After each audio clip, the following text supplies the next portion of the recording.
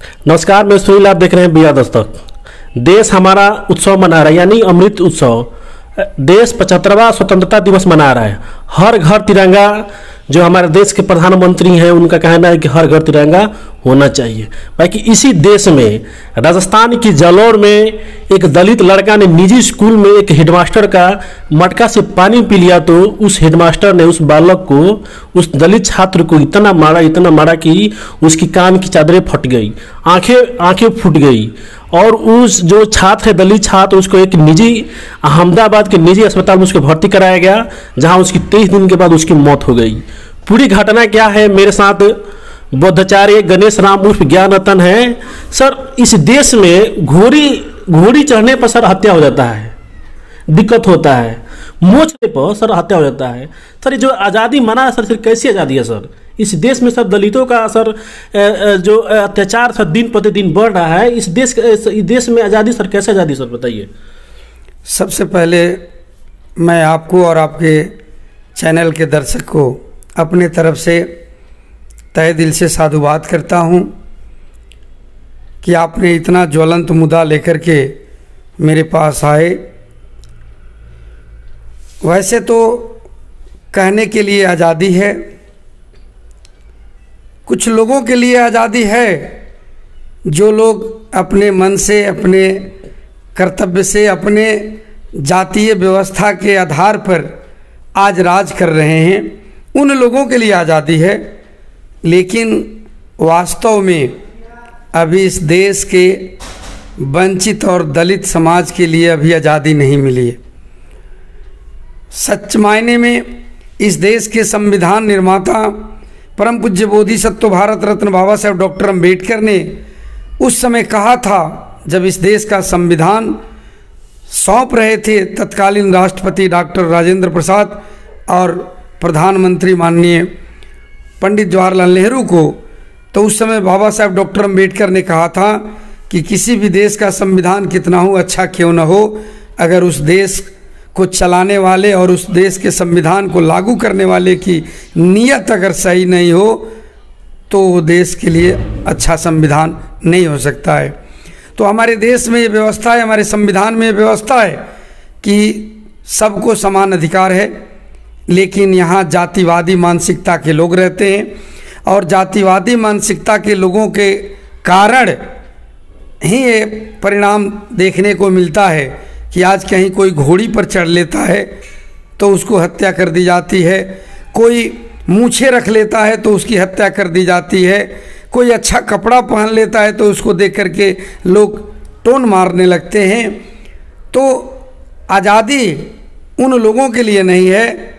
अगर सचमुच आज़ादी पूछना है तो उस वंचित समाज के प्लेटफॉर्म पर जाकर के आप पूछिए कि जिस 15 अगस्त को सब लोग झंडा फहराने की तैयारी कर रहे थे और हमारे देश के मजदूर सिवान के ही चौक चौराहे पर मैंने अपने आँखों से देखा कि अपने मजदूर अपने लेबर को बेचने के लिए चौराहे पर ग्राहक का इंतज़ार कर रहे थे कि कोई ग्राहक आता और हमें ले जाता और 300 रुपये में दिन भर मुझे खटाता। ऐसा आज ये 75 साल की आज़ादी के बाद भी ऐसा देखने को मिल रहा है। भले हमारे देश के प्रधानमंत्री जी ढिढोरा पीट रहे हैं आज़ादी का, हमारे देश के प्रधानमंत्री जी अमृत महोत्सव मना रहे हैं आज़ादी का, और हमारे देश के प्रधानमंत्री जी हर घर पर राष्ट्रीय ध्वज फहराने का ऐलान कर दिया, लोगों को घोषणा कर दिया कि आप लोग राष्ट्रीय ध्वज अपने अपने घरों पर फहराएं। लेकिन काश अगर माननीय प्रधानमंत्री जी एक शब्द कहते कि आज मैं शर्मिंदा हूं क्योंकि आज भी 75 साल आज़ादी के बाद हमारे देश में जात पात जिंदा है। अगर ये नारा लगाए होते तो मैं माननीय प्रधानमंत्री जी को आपके चैनल के माध्यम से कोटि कोटि बधाई देता। लेकिन आज आपने देखा जालौर राजस्थान में एक दलित का बेटा जो अभी मात्र 3रा क्लास में पढ़ता था, उस मासूम बच्चे को क्या मालूम कि किस मटके से मुझे पानी पीना है, किस मटके से पानी नहीं पीना है। उस मासूमियत को कुछ मालूम नहीं था। ये जातीय व्यवस्था न मालूम थी, न ये जात पात के रंग में कभी वो रंगाया था। लेकिन एक तरफ इस देश के लोग कहते हैं कि बच्चे भगवान का रूप होते हैं, और दूसरे तरफ लोग कहते हैं कि विद्यालय ज्ञान का केंद्र होता है। मुझे आपके चैनल के माध्यम से इस देश के जातीय व्यवस्था पर बहुत बड़ी शर्म आ रही है ये मैसेज देने में कि जहाँ ज्ञान का मंदिर जिसको कहा जाता है, उस ज्ञान के मंदिर में और जिस टीचर को एक बहुत बड़ा गुरु जो होता है, भगवान के ऊपर दर्जा उनको दिया गया है, वैसे गुरु जो भगवान के ऊपर को कौन कहे, इंसान के पैरों के नीचे रहने के लायक भी नहीं है। वैसे इस जातीय व्यवस्था के कारण उस विद्यालय में उस छोटे से बच्चे, मासूम बच्चे की हत्या कर दी जाती है मार करके। वैसा अभी आपने देखा यहीं इस छपरा जिले के ये ईसुआपुर प्रखंड में आपने देखा कि एक दलित छात्र को कैसे उसके हाथ पैर को बांध करके और बेरहमी से सरेआम पीटा जा रहा था। कुछ लोग वीडियो बना रहे थे और किसी के मन में थोड़ा भी दर्द नहीं पनपा कि उस इंसान को ऐसे नहीं मारना चाहिए, ऐसे बेरहमी से नहीं पीटना चाहिए। वो तड़पते रहा, कराहते रहा और मार करके उसकी हत्या कर दी गई। सोचने वाली सर बात है कि जो ईसुआपुर में जो कांड हुआ था सर, उसको अगवा करके सर मार्केट में सर दिखा के मारा जा रहा था। मैंने एक सरकार को ये चैलेंज दे रहे थे कि देखिए हम इस लड़का को मार रहे हैं, जो दलित लड़का है, हम उसके दिखा के मारे, आप क्या कीजिएगा। यही तो अफसोस है कि आज एक सवर्ण के साथ अगर कहीं जुल्म ज्यादती अत्याचार होता है तो उसके लिए सरकार एग्रेसिव हो जाती है, उसके लिए प्रशासन के लोग एग्रेसिव हो जाते हैं, उसके लिए मानवाधिकार आयोग सरेआम खड़ा हो जाता है। लेकिन एक दलित के साथ होता है, एक वंचित समाज के साथ होता है, तो उसके लिए न सरकार खड़ी होती है, न कोई प्रशासन के लोग खड़े होते हैं, और मानवाधिकार भी वैसे जगह पर आंख बंद कर लेता है। और मैं तो न्यायपालिका से ताल्लुक़ रखता हूँ, अधिवक्ता होने के नाते मैं न्यायपालिका से ताल्लुक़ रखता हूँ।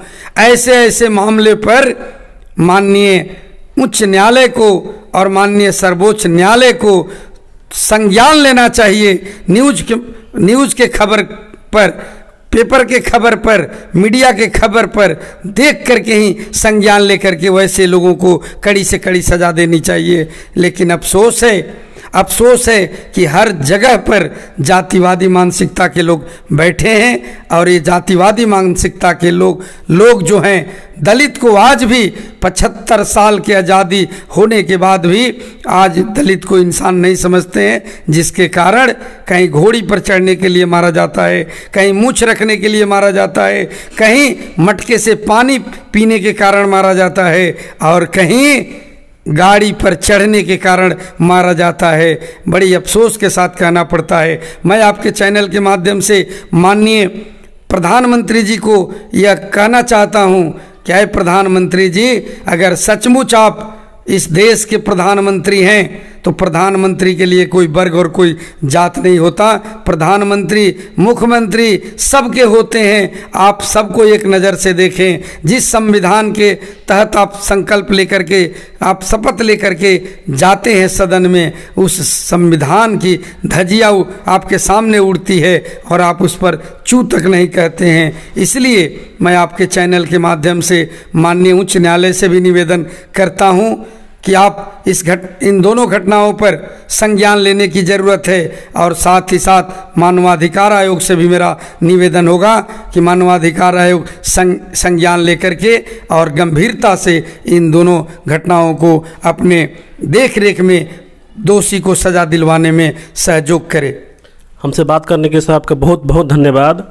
आपकी इस मामले में आपकी प्रतिक्रिया क्या है? लाइक करें, कमेंट करें, शेयर करें। और मैं सुनील, आप देख रहे थे बी आर दस्तक सिवान।